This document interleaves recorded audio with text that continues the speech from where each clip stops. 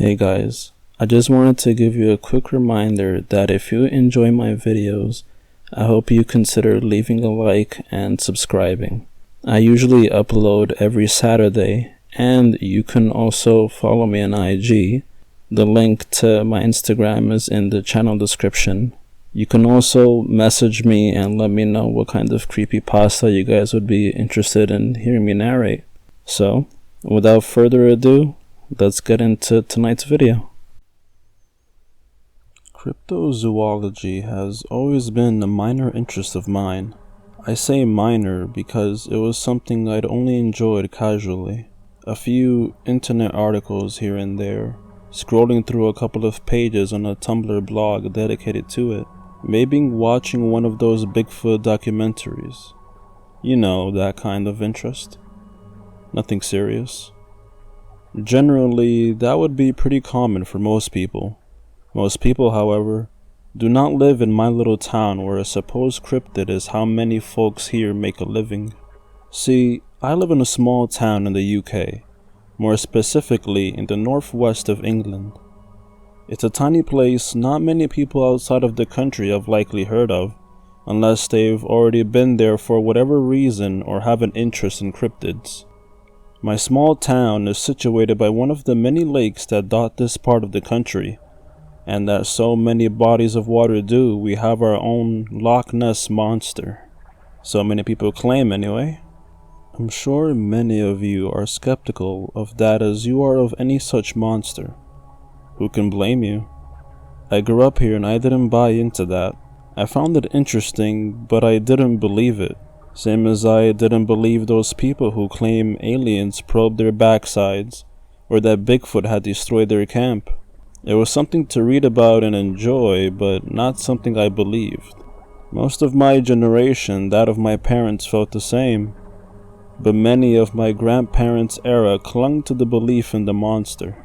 They stayed away from the lake unless they were in decently sized boats, or one of the many ferries that travel the length of the lake to nearby settlements. Not us kids and teens though, especially not in summer. Most of the time, British summers are nothing to brag about. They're pretty warm, but usually cloudy or wet.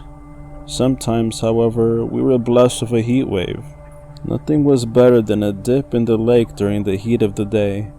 During the school holidays, the older kids would hang out by the lake well into the evening.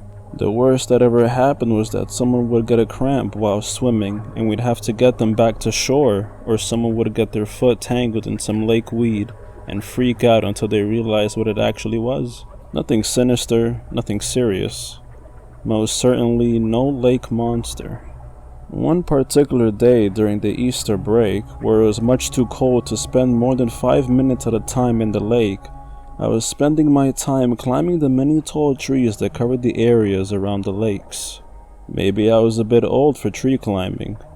Most likely, but had always been something I'd enjoy doing. Something about climbing as high as I could go and settling down on a sturdy branch, just looking over my surroundings, was something I enjoyed. Most of the time I just watch boats going up and down the lake, people going about their business, cars passing down the country roads. Just typical stuff, and not worthy of merit. But this day in spring was different.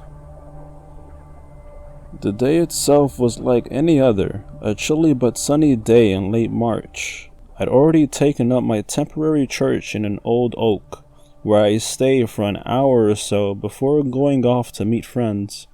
From where I was perched, I could see two young kids, maybe around 8 or 9, playing down by the shore. They weren't close to the water, just sitting in the grassy area a little ways off the bank. Two girls. I couldn't really see what they were doing beyond that general observation. This was nothing out of the ordinary. What was unusual was the large dapple gray horse trotting along the shoreline towards them. Horses weren't exactly an unusual sight themselves out in a rural town, but they were usually in their fields or accompanied by a rider. There was no one else in sight, and this horde had no saddle, bridle, or any other sort of riding gear. There are no true wild horses in the United Kingdom, and the only semi-wild horses make their home in the New Forest, somewhere right at the other side of the country. That left the option of it having somehow gotten out of its field. For all it seemed weird to me, in hindsight it wasn't all that unusual. Tourists were always crossing through private land and leaving gates open. Animals were bound to get out on occasion. The kids took immediate notice of the animal, looking up from their chatter and letting out delighted squeals I could hear even from my spot up in the tree. I watched as they ran up to it, fearless as all children were, oblivious to the fact that if they spooked it, one kick from its front or back legs could shatter their developing bones. I watched as the pair gleefully pet the animal. The horse itself didn't seem to mind the attention, which led me to think it was one frequently used for riding. Most likely one of the horses rented out to tourists so they could enjoy a ride through the countryside. The horse lowered its head, allowing one of the kids to press a hand to its muzzle. I could hear their delighted laughter as the pair took turns alternating between stroking its flank and head. It was pretty cute, I have to admit. There's always something magical about an unfamiliar animal being content with your presence. With how calm this horse seemed to be, I didn't bat an eye as it lowered itself to the ground. The pair of kids seemed ecstatic about this, climbing onto the animal's back. Not exactly safe or smart, but kids don't really think like that, and I'm sure the horse would have made it very clear that it didn't want them clambering all over it if it wanted to. It was a pretty damn big horse. It took me a few moments to realize the children were no longer letting out happy squeals and giggles. They were screaming. I couldn't understand why at first, but as my vision focused more on the horse, I knew.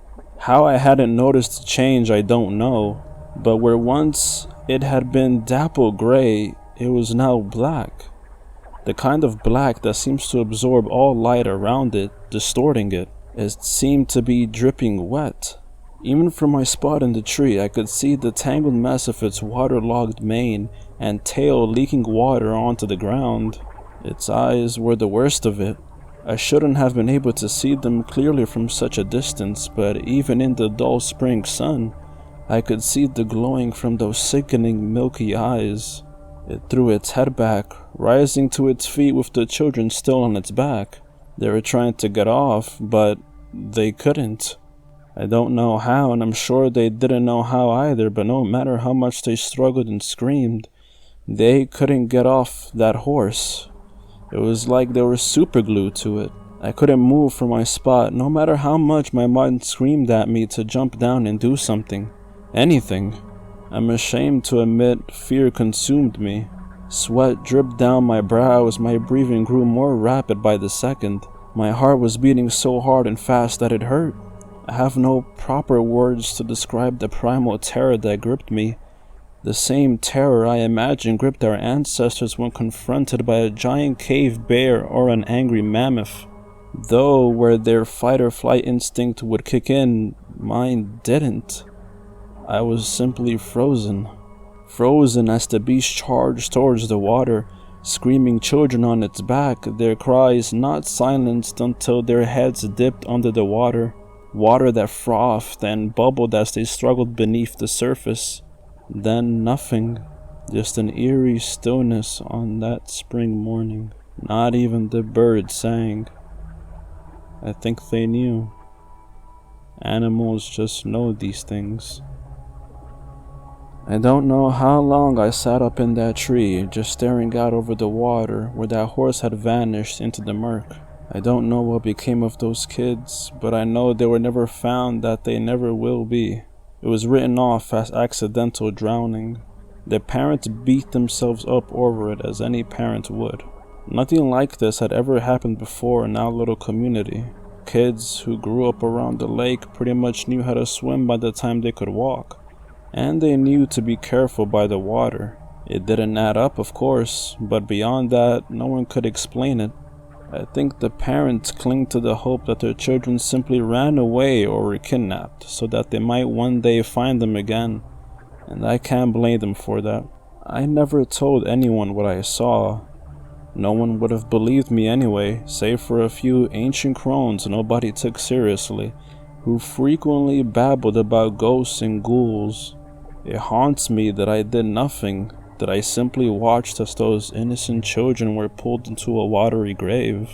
I never went into the lake after that.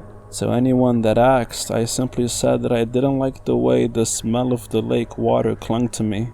I didn't think I'd ever tell this story, but I still live in this town over a decade later, and last night I saw a dapple gray horse stalking along the lakeside.